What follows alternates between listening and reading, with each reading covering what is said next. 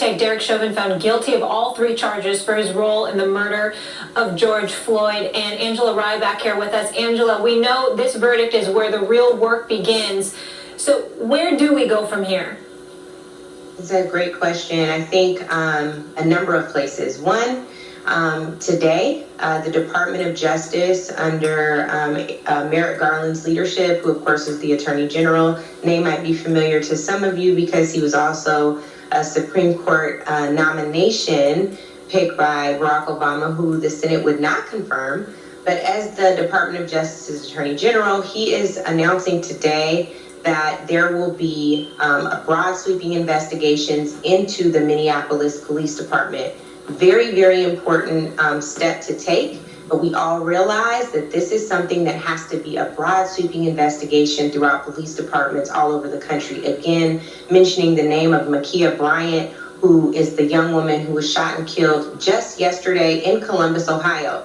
Columbus, Ohio, this would not be a part of the broad sweeping investigation in the Minneapolis Police Department. How do we ensure that broad sweeping investigations, pattern and practice examinations, new standards are built into grant money, whether or not the police departments have access to some of that money, all could be answered with the George Floyd Justice in Policing Act.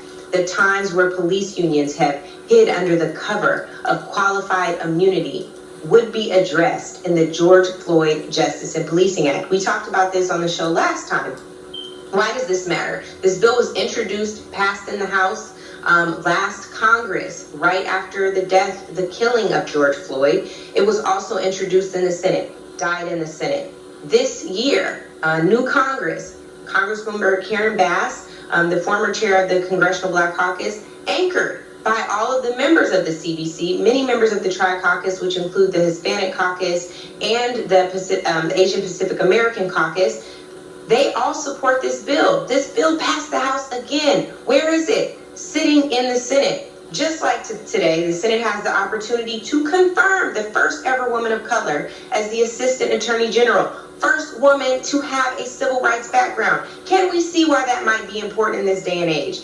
That's what's important. Folks can get on the phones today. You breathed a sigh of relief yesterday, perhaps. You're saying that we have further to go.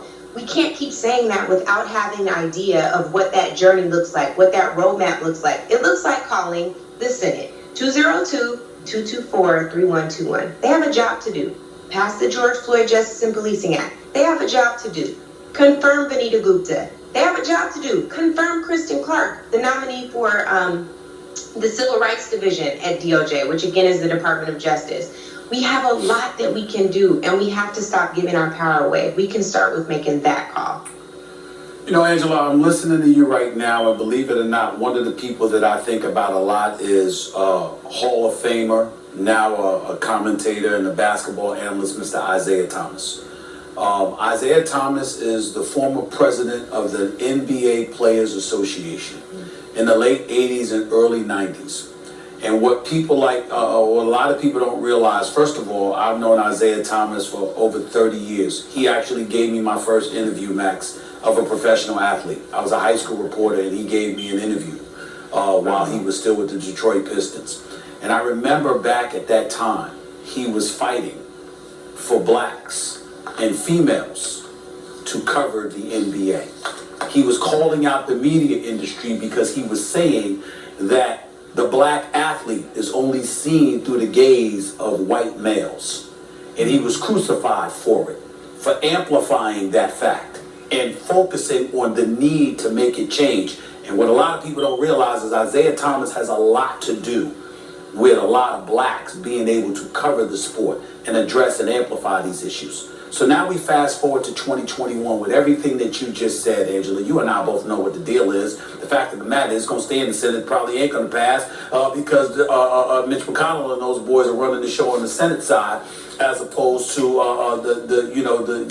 the House. We understand what that is. So with that being the reality, with everything that you're saying needs to happen, what can actually be done at this particular moment in time, in the weeks and months to come is what I'm talking about, with the Senate, the makeup of the Senate being what it is? Well, I think that there's one silver lining. And I would disagree slightly on the leadership. At least it's a 50-50 split. And when the Senate has a 50-50 split, Yeah, that's true. we know what it is. Kamala Harris is the tie-breaking vote, right? Yeah. So we have that. Here's the challenge, Stephen A., to your point, though.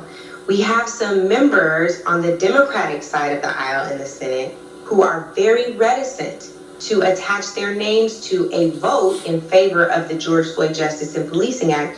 One of those folks is the senator from West Virginia, Joe Manchin, who, right, he has a lot of power because of where he sits. And this was also the Democratic senator who supported and endorsed Donald Trump.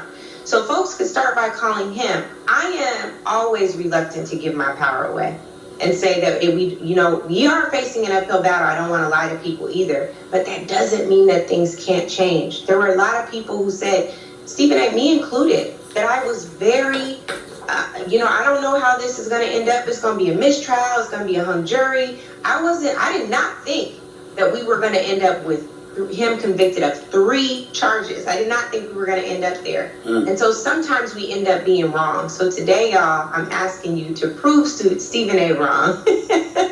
Well, I hope get this bill across the finish line. We gotta start somewhere. And I hope that people will take it a step further and really understand what can happen on the local and state level, because that's really where the power is in changing law enforcement on the ground. And I appreciate you answering the question that way. I know we got to go. I mean, Warnock and left live. And Ossoff. I went brain locked for a second. I forgot about the 50-50 split for a second. So I apologize. I got your back. I appreciate that. Thank you so much. And we can all follow Angela's lead and not just talking and actually doing. So to hear more from her, of course, check out her podcast, follow her on social media, a wealth of knowledge. Angela, always a pleasure. Thank you so much. We'll talk to you soon. Thank you so much.